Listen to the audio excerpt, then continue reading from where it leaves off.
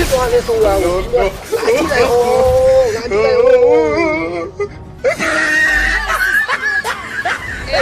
ပြောပြရတယ်ဘာပဲရှိတော့တယ်ကဲဆက်စီအိုင်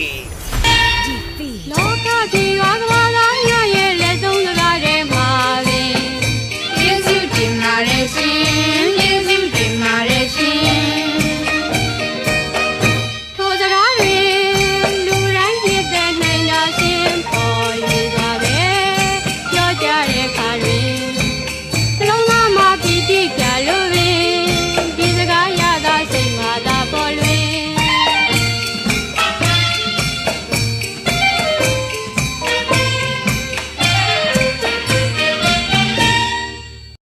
ဟုတ်တယ်အဲ့လိုပဲပြောလိုက်တော့အမတကွက်哎呦我的妈！